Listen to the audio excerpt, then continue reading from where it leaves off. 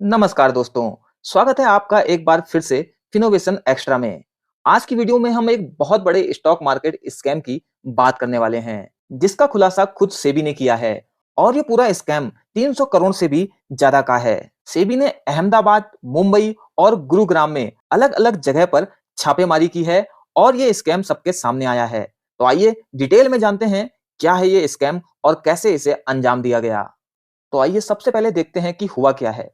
सेबी ने जैसा कि मैंने आपको बताया कि अहमदाबाद, मुंबई और गुरुग्राम में अलग-अलग जगह पर एक साथ छापेमारी की, जहां पर उन्होंने एक स्टॉक मार्केट स्कैम को एक्सपोज किया, जिसका साइज लगभग 300 करोड़ इंडियन रुपीस बताया जा रहा है।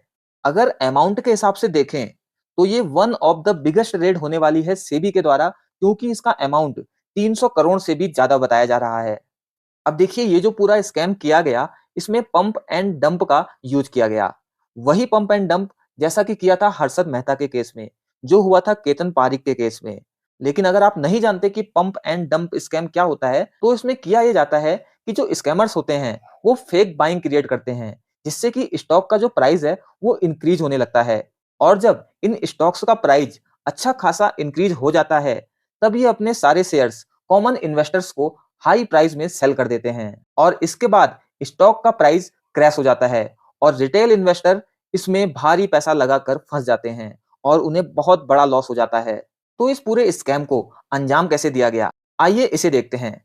तो इसमें हुआ ऐसा कि कुछ लिस्टेड कंपनीज थी, उसके जो प्रमोटर्स थे, उन्होंने कुछ फेक सेल कंपनीज बनाई। अब देखिए सेल कंपनीज वो कंपनीज होती हैं जो केवल पेपर्स में होती हैं, उनकी कोई फिजिकल अवेलेबिलिटी नहीं होती, यानी कि बस ये नाम की कंपनीज होती हैं। तो इसके बाद इन प्रमोटर्स ने इन सेल कंपनीज को यूज किया बाय करने के लिए और सेल करने के लिए अपनी खुद की कंपनी के शेयर्स को। इस तरीके से एक फेक डिमांड क्रिएट की गई और स्टॉक के प्राइस को बढ़ाया गया। एक बार जब स्टॉक का प्राइस अच्छा खासा बढ़ गया, तो उन्होंने सारे स्टॉक्स को बेच दिया और अच्छा खासा प्रॉफिट बनाकर निकल गए और फंस गए रिटेल इन्वेस्टर। सेबी ने इस पूरे मामले में एक स्टॉक का एग्जाम्पल भी दिया है।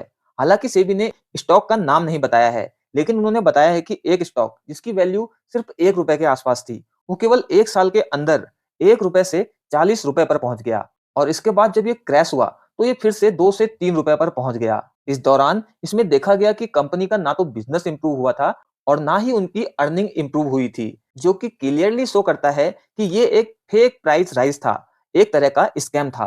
तो इस पूरे मामले पर सेबी ने क्या एक्शन लिया है? सेबी ने इस मामले पर अपनी स्पेशल पावर्स यूज की हैं सर्च एंड सीज के लिए। उन्होंने कुछ डॉक्यूमेंट्स कलेक्ट किए हैं, स्टैम्प्स कलेक्ट किए हैं और अदर एविडेंस भी कलेक्ट किए हैं। और इस पूरे स्कैम का जो एस्टिमेट साइज बताया जा रहा है, वो 300 करोड़ के आसपास बताया जा रहा है।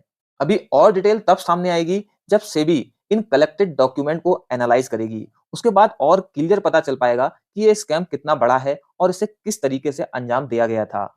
वैसे देखिए मैं आपको बता दूं कि सेबी जनरली इतने बड़े एक्शन लेता नहीं है। जनरली सेबी क्या करता है, या तो नोटिस जारी कर देता है या फिर एक वार्निंग जारी करता है। लेकिन इस समय सेबी ने उन ऑफिसर्स में छापेमारी की है जहां पर उनको इस चीज का शक था और ऐसा सेबी तभी करता है जब उसे बहुत सीरियस या बहुत बड़े फ्रॉड का शक होता है। एक और इंटरेस्टिंग बात यहाँ पर यह निकल के आ रही है कि सेबी ने पाया है कि कुछ टेलीग्राम चैनल्स भी इस स्कैम में इन्वॉल्व हो सकते हैं, क्योंकि कुछ टेलीग्राम चैनल्स उन स्टॉक्स को प्रमोट कर रहे थे जो इन प्रमोटर्स की कंपनीज हैं। टेलीग्राम ग्रुप में अनरजिस्टर्ड लोगों द्वारा स्टॉक टिप्स दी जा रही थी। फिलहाल से भी चेक कर रहा है कि क्या ये ग्रुप इस स्कैम का एक पार्ट हो सकते हैं। तो देखिए इस पूरे केस से एक रिटेल इन्वेस्टर को क्या लर्निंग लेनी चाहिए।